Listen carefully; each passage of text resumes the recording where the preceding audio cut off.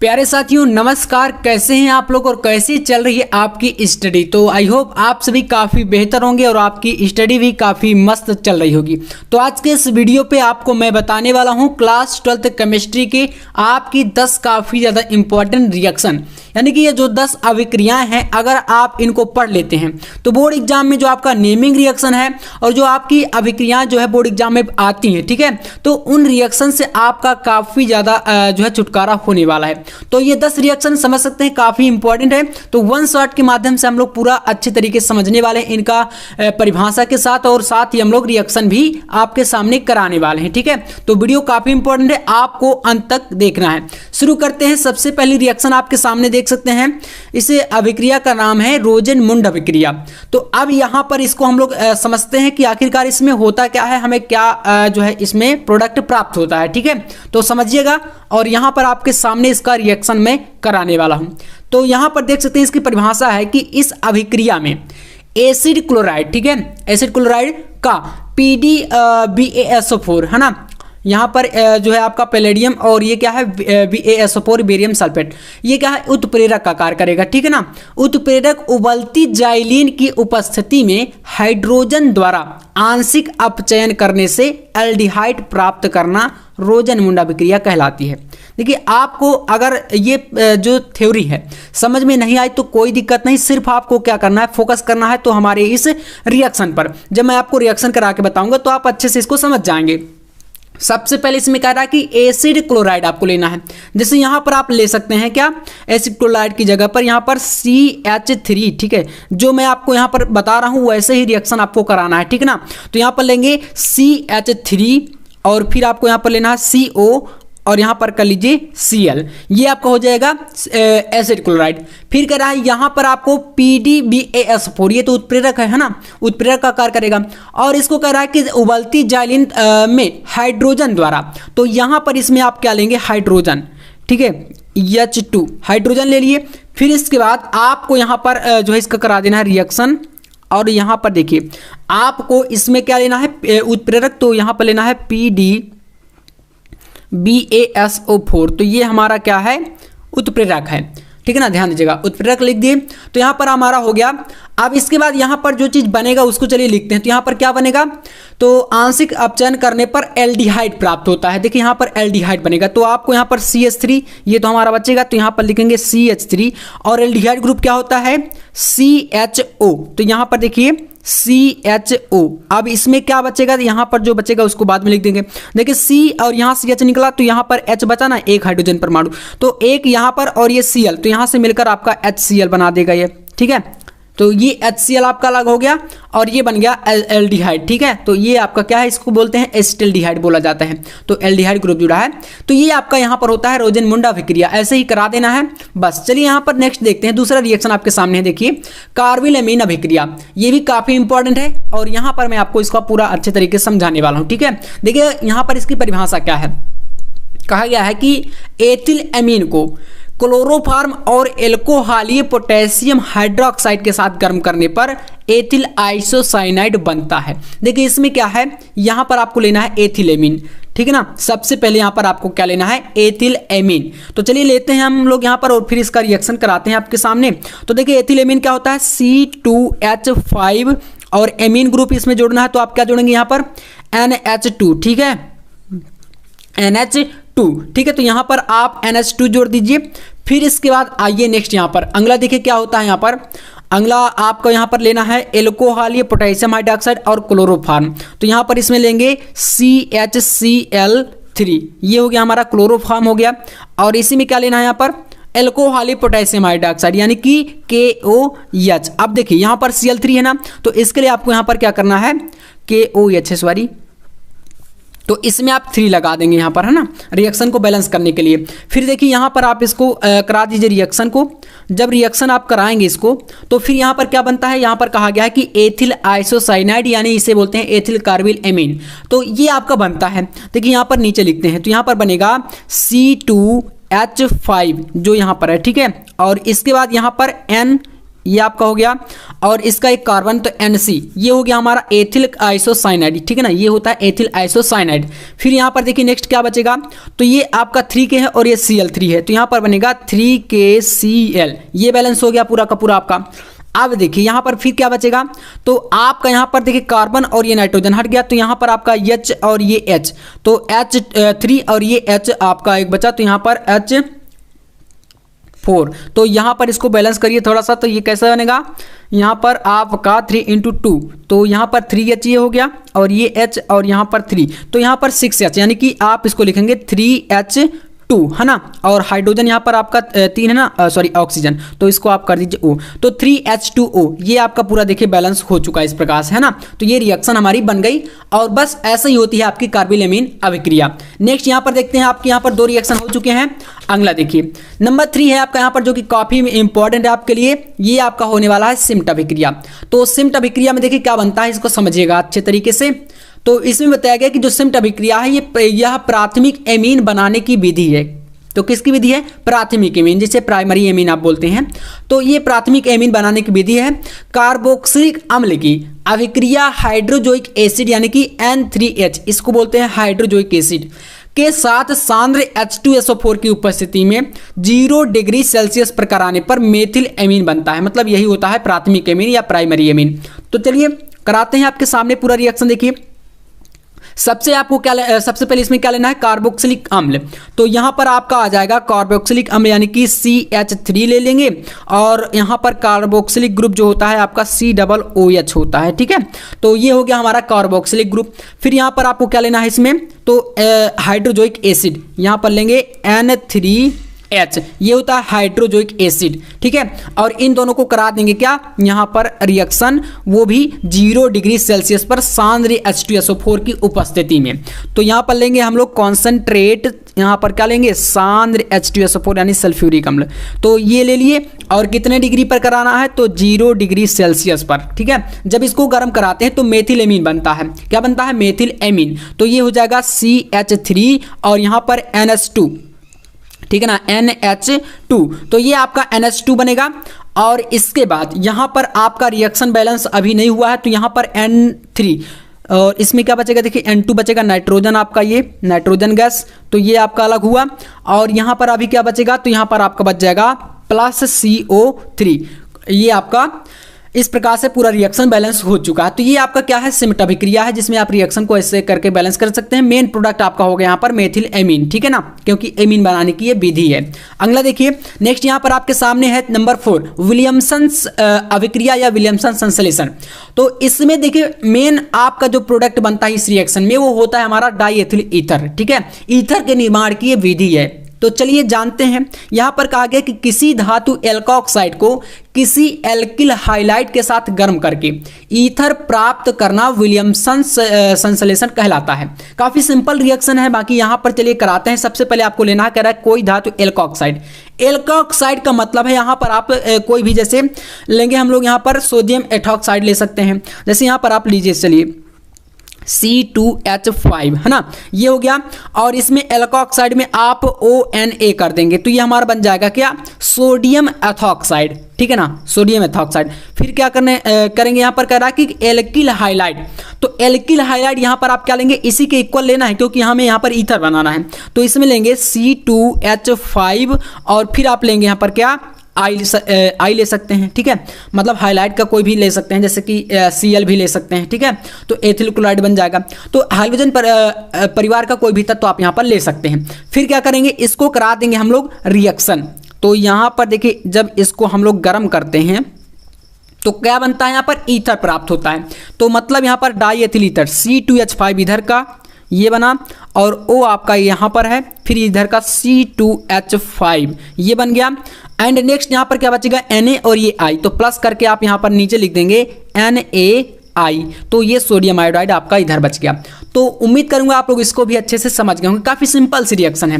Next यहाँ पर देखिए आपके सामने है नंबर 5, वुर्च अभिक्रिया। एक होती है आपकी वुर्च फिटिंग अभिक्रिया, और ये आपकी कौन सी है, तो वुर्च अभिक्रिया। तो चलिए इसको कराते हैं। यहाँ पर इसमें कहा गया है कि एल्किल हाइलाइड की सोडियम धातु से क्रिया। देखिए यहाँ पर पहले क्या लेना है आपको, कोई एल्किल हाइलाइड लेना है, ठीक है। जैसे यहाँ पर मैं आपके सामने लेता हूँ एल्किल हाइलाइड CH3 और आप यहाँ पर हाइलाइट की जगह पर कोई भी एलिमेंट जैसे कि क्लोरीन, फ्लोरीन, आयोडीन, ब्रोमीन इनको ले सकते हैं। ठीक है, तो हमने ये ले लिया। अब इसके बाद कहा गया है यहाँ पर कि सोडियम धातु से क्रिया, यहाँ पर आपको फिर क्या लेना, सोडियम धातु, तो यहाँ पर आप ले सकते हैं Na, ठीक है ना, Na, तो इसको ले लिए। अब इसको रिएक्शन को हमें देखिए बैलेंस कराना पड़ेगा। यहाँ पर कह रहा है कि उपस्थिति में कराने पर एल्केन बनती है, तो अब हमें एल्केन चाहिए, इसके लिए यहाँ पर हम 2 लगाएंगे और इसके लिए यहाँ पर भी 2 लगा देंगे, क्योंकि यहाँ पर 2I बनेगा तो यहाँ पर 2Na होना चाहिए, क्योंकि NaI आपका बनेगा। तो जब इतना कराएंगे फिर इसके बाद कराना क्या, इसको ईथर की उपस्थिति में, तो बस यहाँ पर करा दीजिए रिएक्शन और आप यहाँ पर क्या लेंगे, ईथर लेंगे, ठीक है ना, शुष्क ईथर। तो ये हमने ईथर ले लिया और बनेगा क्या, एल्केन बनता है। तो एल्केन मतलब यहाँ पर CH3 है ना, तो ये आपका CH3 एक ये हो गया और 2 लगा है सामने, तो इसके लिए यहाँ पर एक आपका CH3 और हो जाएगा, है ना। तो C2 मतलब कि मेथेन, एथेन, एथेन बन गया ये।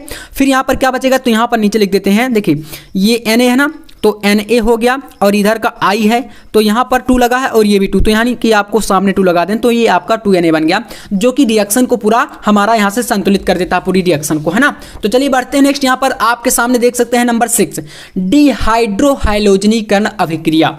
ये भी काफ़ी इंपॉर्टेंट है और मैं पूरी गारंटी के साथ कहता हूँ कि अगर आप जो भी चीज़ें मैं लेकर आपके लिए आता हूँ, चाहे वो आपका फिजिक्स हो, केमिस्ट्री हो, हिंदी, बायोलॉजी, कोई भी सब्जेक्ट, अगर आप वो चीज़ें पढ़ लेते हैं तो बोर्ड एग्जाम में आप 100% टॉप करने वाले हैं, ठीक है ना। तो यहाँ पर जो चीज़ें बताई जाए उनको अच्छे से आपको जो है तैयार कर लेना है।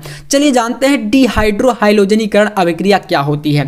तो ये काफ़ी महत्वपूर्ण है। देखिए यहाँ पर कहा गया कि किसी अभिकारक अणु में से कोई अभिकारक है, रिएक्टेंट है, जिसमें से आपको क्या करना है, HX हाइड्रोजन हाइलाइड, ठीक है, HX हाइड्रोजन हाइलाइड का अणु KOH एल्कोहलिक पोटेशियम हाइड्रोक्साइड की उपस्थिति में पृथक होने की अभिक्रिया को क्या कहते हैं, डिहाइड्रोहाइलोजनीकरण अभिक्रिया कहा जाता है। देखिए यहाँ पर बहुत ही सिंपल तरीके से मैं आपको ये रिएक्शन कराने वाला हूँ, समझिएगा, थोड़ा सा यहाँ पर ध्यान देना है आपको, है ना।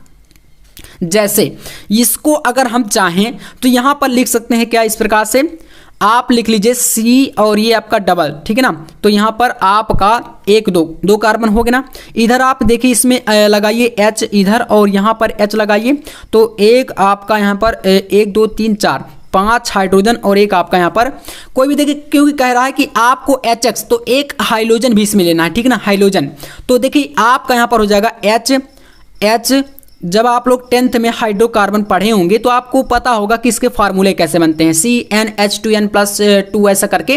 तो यहाँ पर देखिए आप हाइड्रोजन की जगह पर जो कि X है, तो इसकी जगह पर आप क्लोरीन भी ले सकते हैं, ब्रोमीन ले सकते हैं, जैसे हमने यहाँ पर Vr ले लिया, ठीक है, Vr ले लिया, तो ये हमारा एक बन गया फार्मूला, ठीक है ना। अब एथिल ब्रोमीन हमारा ये बना। अब इसमें क्या लेना है, एल्कोहलिक पोटेशियम हाइड्रोक्साइड, तो यहाँ पर आप ले सकते हैं KOH, ठीक है, KOH एल्कोहलिक पोटेशियम हाइड्रोक्साइड हमने ले लिया। जब इसको कराएंगे रिएक्शन, ठीक है, इस प्रकार से रिएक्शन करा दिए, तो कह रहा है यहाँ पर कि जो आपका HX हाइड्रोजन हाइलाइड का अणु है वो आपका जो है जो पोटेशियम हाइड्रोक्साइड है इसकी उपस्थिति में अलग हो जाता है। मतलब अलग हो जाना यही होता है डिहाइड्रोहाइलोजनीकरण। जैसे यहाँ पर देखिएगा C2 है ना, तो यहाँ पर आपका बनेगा CH2, ठीक है ना, CH2 ये और एक CH2 इधर का बचा, तो ये आपका यहाँ पर फिर देखिए डबल बॉन्ड लग जाता है, क्योंकि यहाँ पर ये एल्कीन पहुँच गया, क्योंकि यहाँ पर एथीन बन गया, है ना। तो ये आपका देखिए जब इस प्रकार से बनेगा तो डबल बॉन्ड यहाँ पर और इधर भी आपका CH2 बन गया और बचा क्या HBr, ठीक है, HBr, तो ये अलग हो गया ना। अब K जो है Br से रिएक्शन करके यहाँ पर KBr बना देगा, ठीक है ना, पोटेशियम ब्रोमाइड, और इधर बचेगा क्या, यहाँ पर HOOH और ये H, तो 1 और 2 यहाँ पर H2 बना और ये ऑक्सीजन, तो O, तो H2O आपका इधर बच गया। तो पूरी रिएक्शन देख सकते हैं और ये आपका बन गया एल्कीन ग्रुप, जो कि यहाँ पर आप समझ सकते हैं डबल बॉन्ड लग गया। चलिए बढ़ते हैं, यही होता है आपका डिहाइड्रोहाइलोजनीकरण। अगला क्वेश्चन यहाँ पर आपके सामने रिएक्शन देख सकते हैं, राइमर टीमैन अभिक्रिया, काफी महत्वपूर्ण है। चलिए करते हैं, आपके सामने है पूरा, तो इसको समझिएगा कैसे करते हैं। देखिए जब फिनॉल की क्रिया जलीय KOH यानी कि पोटेशियम हाइड्रोक्साइड से की उपस्थिति में क्लोरोफॉर्म से कराई जाती है तो सैलिसिलएल्डिहाइड प्राप्त होता है। देखिए फिनॉल लेना है यहाँ पर, तो फिनॉल की जगह पर आप समझते हैं यहाँ पर संरचना बना सकते हैं फिनॉल की, या तो सूत्र लिख सकते हैं। जैसे हमने यहाँ पर मान लीजिए संरचना चलिए बनाते हैं, ठीक है। तो संरचना आप लोग बनाना सीख लीजिएगा, ऐसे करके इस प्रकार से बनाई जाती है, ठीक है। फिनॉल की संरचना इस प्रकार से यहाँ पर आप सर्किल बना दीजिए। तो ये हो गया, और इसमें आपको जोड़ देना है OH ऊपर, ठीक है ना। तो ये फिनॉल है, फिनॉल की क्रिया कराना है जलीय के OH से, है ना। और इसमें आपको क्लोरोफॉर्म भी लेना है। तो यहाँ पर देखिए इसमें हमने ले लिया CHCl3 क्लोरोफॉर्म ले लिए। फिर आपको क्या लेना है यहाँ पर, आप यहाँ पर ले सकते हैं क्या, पोटेशियम हाइड्रोक्साइड भी ले सकते हैं, या आप NaOH भी ले सकते हैं, ठीक है। इसके लिए कोई दिक्कत नहीं है, आप जो चाहें वो ले सकते हैं। जैसे हमने यहाँ पर पोटेशियम हाइड्रोक्साइड ले लिया, अब या तो आप यहाँ पर आपको कोई क्षार लेना है, क्षार समझते हैं ना। तो जैसे हमने यहाँ पर मान लीजिए NaOH ले लिया, ठीक है, NaOH ले लिया। तो अब देखिए इसमें आपको यहाँ पर 3 लगाना पड़ेगा, क्यों, क्योंकि यहाँ पर Cl के जो है 3 अणु हैं, तो NaCl जब बनेगा तो ये आपका 3 पूरा बैलेंस हो जाएगा, इसके लिए हमने यहाँ पर 3 कर दिया। अब क्या करना है, चलिए रिएक्शन को कराते हैं हम लोग। जब आप इसको रिएक्शन को कराएंगे तो यहाँ पर कह रहा है कि सैलिसिलडिहाइड बनता है। तो अब इसके लिए आपको यहाँ पर फिर से फिनॉल बनाना पड़ेगा यहाँ पर नीचे। तो यहाँ पर देखिए बनाते हैं, ऐसे आपको एक फिनॉल पुनः से बना लेना है, ठीक है ना। ये फिनॉल हमारा पुनः बन गया। अब इसमें आपको यहाँ पर OH जोड़ देना है, और यहाँ पर देखिए एल्डिहाइड, तो इसकी जगह पर आपका जुड़ जाएगा एल्डिहाइड ग्रुप CHO, यही होता है सैलिसिलएल्डिहाइड। अब देखिए जो बचेगा चीज़ें वो हम लोग अदर चीज़ें यहाँ पर लिखते हैं। देखिए Na और Cl, तो यहाँ पर 3 है और यहाँ पर बन गया NaCl, तो ये चीज़ हट गई। बचा क्या यहाँ पर, तो CHO, ये आपका CHO ये अलग हो गया था। बचा क्या, हाइड्रोजन, ठीक है ना, हाइड्रोजन। तो अब इसमें हाइड्रोजन जो है वो आपका अलग हो रहा है। अब इसमें आप चाहें तो यहाँ पर हाइड्रोजन को भी लिख सकते हैं, क्योंकि यहाँ पर 3 यहाँ पर देखिए 3O है ना। अब 3O और ये 3H अलग अलग चीज़ें हैं। अब लेकिन यहाँ पर आपका इसमें अगर देखेंगे तो आप इसमें अगर बैलेंस कराना चाहें तो ये 3H यहाँ पर बचा, लेकिन इसमें देखिए थोड़ा सा रिएक्शन को एक बार देख लीजिए। CH और इसका एक ऑक्सीजन निकला, तो यहाँ पर 2O बचा ना, ठीक है ना, और यहाँ पर 3H है। लेकिन रिएक्शन जो है आपकी पूरी तरह से अभी बैलेंस नहीं हो रही, तो इसमें आप एक हाइड्रोजन परमाणु को क्या कर सकते हैं, इसमें और भी जोड़ सकते हैं। जैसे कि यहाँ पर आप उसको जो है एक हाइड्रोजन परमाणु प्लस कर देंगे तो यहाँ पर जल का आपका निर्माण हो जाएगा। तो रिएक्शन को आप इतना ही कर सकते हैं, या तो आप चाहें तो एक स्टेप और बढ़ा के यहाँ पर H+ अणु को इस प्रकार से यहाँ पर इसमें जोड़ सकते हैं, तो जो कि आपका यहाँ पर जल बना देगा। तो इसमें देखिए यहाँ पर ये होती है राइमर-टीमेन अभिक्रिया। मेन प्रोडक्ट आपका यहाँ पर होता है ये, जो कि ये बना है तो इसको बोलते हैं क्या, सैलिसिलएल्डिहाइड। तो इसको याद रखिएगा, यही होता है आपका राइमर-टीमेन अभिक्रिया। चलिए आपकी 7 रिएक्शन हो गई। 8वां देखिए यहाँ पर आपके सामने है फ्रीडल-क्राफ्ट अभिक्रिया। ये भी काफी इंपॉर्टेंट रिएक्शन है। चलिए इसको कराते हैं हम लोग। तो इसमें देखिए क्या क्या लेना है, कह रहा है कि जब बेंजीन और किसी एल्किल या मतलब बेंजीन की जगह पर और कोई दूसरा भी आप लोग इसमें एरोमेटिक हाइड्रोकार्बन ले सकते हैं, इसके लिए आप स्वतंत्र हैं।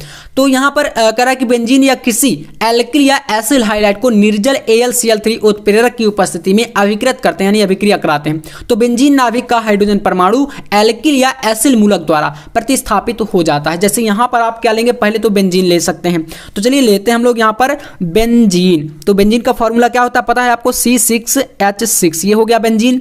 फिर यहाँ पर कह रहा है कि बेंजीन के बाद आप कोई एल्किल या एसिल हाइलाइड, मतलब यहाँ पर जैसे हम लोग मेथिल क्लोराइड ले लिए, मेथिल हो गया, ये एल्किल ग्रुप हो गया, और हाइलाइड की जगह पर आपने Cl ले लिया, है ना, ये ले लिए। फिर क्या करिए, यहाँ पर इसको करा दीजिए रिएक्शन। और फिर देखिए यहाँ पर कह रहा है कि ये रिएक्शन जो होगी निर्जल AlCl3 की उपस्थिति में। तो ये ध्यान रखिएगा, कोई भी रिएक्शन कराइएगा तो उसमें ये चीज़ ध्यान दीजिएगा, जो आपका उत्प्रेरक होगा उसको अच्छे से आपको लिखना है। ये कौन सा है, निर्जल है, ठीक ना, निर्जल। तो ये हो गया उत्प्रेरक। फिर क्या बनता है यहाँ पर देखिए CH, यहाँ पर देखिए C6 है ना, और इसका एक हाइड्रोजन निकल के Cl के साथ जुड़ेगा, तो यहाँ पर CH5 बचेगा, और ये इसमें जुड़ जाएगा तो CH3 हो गया यहाँ पर, और प्लस करके यहाँ पर H से इससे निकला हाइड्रोजन और Cl इसका, तो HCl बना दिया। ये जो बना है इसको बोलते हैं टॉलुइन। क्या बोलते हैं यहाँ पर ध्यान दीजिएगा, टॉलुइन, है ना, ये टॉलुइन बन गया। नेक्स्ट यहाँ पर आपका यही होता है फिडल क्राफ्ट अभिक्रिया, ठीक है ना। अगला देखिए, अगला है आपके सामने यहाँ पर हाइलोफार्म अभिक्रिया, काफी इंपॉर्टेंट रिएक्शन है ये भी आपकी। तो हाइलोफार्म अभिक्रिया में क्या होता है कि एथिल अल्कोहल जब किसी हाइड्रोजन तथा NaOH के साथ गर्म करने पर हाइलोफार्म बनाता है तो वो होती है हाइलोफार्म, ठीक है, रिएक्शन। चलिए इसको यहाँ पर सबसे पहले एथिल अल्कोहल लेते हैं क्योंकि यहाँ पर अल्कोहल लेना है, ठीक है ना। तो C2H5OH ये हमारा क्या है, एथिल अल्कोहल है। फिर आपको क्या लेना है, यहाँ पर कह रहा है कि आप NaOH के साथ, यानी कि आप यहाँ पर NaOH ले सकते हैं। फिर कह रहा है कि और यहाँ पर कोई हाइड्रोजन, जैसे यहाँ पर फिर से कोई हाइड्रोजन के तौर पर यहाँ पर आप ले सकते हैं Cl2 क्लोरीन। और इसमें यहाँ पर देखिएगा जब रिएक्शन को कराएंगे तो यहाँ पर देखिए आपको इसको बैलेंस कैसे करना है, ध्यान दीजिएगा, काफ़ी इंपॉर्टेंट है। तो अब जब इसको बैलेंस कराते हैं यहाँ पर हम, तो आपका पहली बात तो क्या बनेगा, एक तो आपका क्लोरोफार्म, हेलोफार्म कह रहा ना, हेलोफार्म मतलब आपका क्लोरोफार्म यहाँ पर बनना चाहिए पहली बात तो अब इसमें CH3, ठीक है ना, CH3, इससे जब निकलेगा CH3 और यहाँ पर क्या है Cl2 है, तो आपको यहाँ पर 3 लगा देना है, ठीक है ना, 3 लगा देंगे तो CHCl3 ये आपका बना, यहाँ पर CHCl3 ये आपका क्लोरोफार्म है। फिर यहाँ पर आपका देखिए रिएक्शन ये भी बैलेंस नहीं हो रहा है, तो अब इसके लिए यहाँ पर आप अभी 4 लगाइए, ठीक है। अब देखिएगा रिएक्शन कैसे बैलेंस होती है। CHCl3 आपका क्लोरोफार्म यहाँ पर बन गया, इसको बोलते हैं क्लोरोफार्म, ठीक है ना, क्योंकि हाइलोफार्म यहाँ पर बनना है आपका। तो अब ये आपका क्लोरोफार्म बना। फिर नेक्स्ट यहाँ पर क्या बचेगा, तो Na है और यहाँ पर आपका Cl3 था ना, तो एक निकल गया और एक आपका Cl3 और बचेगा, तो यहाँ से आपका बन जाएगा NaCl, जो कि बैलेंस नहीं है तो इसके लिए यहाँ पर 3 लगाएंगे तो ये खत्म हुआ, एक Na आपका बच रहा है, जो कि एक Na आपका बच रहा है। तो फिर प्लस करके नीचे लिखिए, यहाँ पर H, इससे H निकला, ठीक है, तो यहाँ पर C आपका एक इसका जो है बच रहा है क्योंकि C हमने एक लिया, एक आपका बच रहा है तो HC और फिर आपका डबल O और एक Na यहाँ पर बच रहा है तो Na, ये आपका बन गया इस प्रकार से HCOONA। और यहाँ पर अभी आपका और चीज़ बच रहा है इसमें H2O, तो इसमें आपका 4H यहाँ पर है और एक H ये हो गया। और यहाँ पर आपका इसमें पूरी रिएक्शन अभी बैलेंस नहीं है तो 4, यहाँ पर 6H बचता है, ठीक है, 6H बचेगा तो H2O आपका बनेगा, लेकिन यहाँ पर 3 लगा देंगे तो 3H2O आपका ये बैलेंस हो जाएगा, ठीक है। और ए हाइड्रोजन की अगर बात करें तो 2 यहाँ पर हमने ले लिया, तो यहाँ पर 4 था, 2 आपका बचा और एक ये तो 3, इसलिए 3 आपका हाइड्रोजन ऑक्सीजन यहाँ पर हो गया, तो जल्दी बैलेंस हो गया। तो इस प्रकार से देखिए रिएक्शन आपकी ये पूरी बैलेंस हो चुकी है। आप लोग एक बार अपने से अच्छे से कर लीजिएगा क्योंकि वहाँ पर जल्दीबाजी में मिस्टेक मत करिएगा एग्जाम में। तो ये आपकी 9 रिएक्शन यहाँ से हो चुकी हैं। चलिए नेक्स्ट रिएक्शन को हम लोग देखते हैं। तो देखिए यहाँ पर आपके सामने नंबर 10 है बुर्च फिटिंग अभिक्रिया। चलिए इसको भी हम लोग यहाँ पर देखते हैं, काफ़ी ज़्यादा ये इंपॉर्टेंट है, ठीक है। तो इसमें क्या होता है कि एल्किल हाइलाइड का एथिल हाइलाइड से शुष्क ईथर में सोडियम की उपस्थिति में संयोग यानी कि मिलाने पर करके एरोमेटिक हाइड्रोकार्बन प्राप्त करना जो है आपका कहलाता है वुर्च फिटिंग अभिक्रिया, ठीक है। काफ़ी इंपॉर्टेंट है ये रिएक्शन, तो चलिए इसको कराते हैं। सबसे पहले आपको क्या लेना है यहाँ पर, एल्किल हाइलाइड। एल्किल हाइलाइड मतलब आप यहाँ पर क्या ले सकते हैं, आप ले सकते हैं यहाँ पर C6H5 और हाइलाइड की जगह पर आप I ले लिए। फिर इसके बाद यहाँ पर आपको क्या लेना है, शुष्क ईथर की उपस्थिति में सोडियम की उपस्थिति में, सोडियम भी आप यहाँ पर लेंगे और एथिल हाइलाइड भी लेंगे, तो यहाँ पर आप लीजिए CH3I, एक और ले लिए। फिर आपको यहाँ पर लेना है Na, क्योंकि यहाँ पर आपके पास 2 हैं तो इसको आप 2 कर दीजिए, ठीक है। और फिर इसको करा दीजिए रिएक्शन, और किसकी उपस्थिति में होगा, तो ये आपका शुष्क ईथर, ठीक है ना, शुष्क ईथर की उपस्थिति में ये रिएक्शन होगी आपकी। तो शुष्क ईथर की उपस्थिति में ये रिएक्शन जब होगी तो यहाँ पर आपका कह रहा है कि एरोमेटिक हाइड्रोकार्बन बनता है, ठीक है ना, एरोमेटिक हाइड्रोकार्बन। तो यहाँ पर आपका बनेगा क्या, देखिए C6H5 इसका, और यहाँ पर सिंगल बॉन्ड के साथ CH3 जुड़ जाएगा, CH3 ये टॉलुइन बन गया, प्लस यहाँ पर NaI, लेकिन 2 है तो यहाँ पर इसमें 2 लगाइए, ये दोनों आपकी बैलेंस हो गई, ठीक है। ये क्या बना है यहाँ पर आपका टॉलुइन, वो इससे बोलते हैं टॉलुइन, है ना, ये आपका टॉलुइन बन गया। तो टोटल यहाँ से आपकी देखिए 10 रिएक्शन आपकी हो चुकी हैं। अब अगर आप इन 10 रिएक्शन को पढ़ लेते तो जो नेमिंग रिएक्शन है उसकी तो आपकी पूरी की पूरी टेंशन खत्म होने वाली है, ठीक है ना। और ऐसे ही आपको यहाँ पर और भी काफ़ी सारे टॉपिक हैं, क्या होता है जब कैसे प्राप्त करेंगे IUPAC के लेकर सारी वीडियो यहाँ पर आने वाली हैं चैनल पर, इसी चैनल पर, तो सब्सक्राइब कर लीजिएगा। और मिलते हैं नेक्स्ट वीडियो में नेक्स्ट टॉपिक के साथ, तब तक के लिए जय हिंद, वंदे मातरम।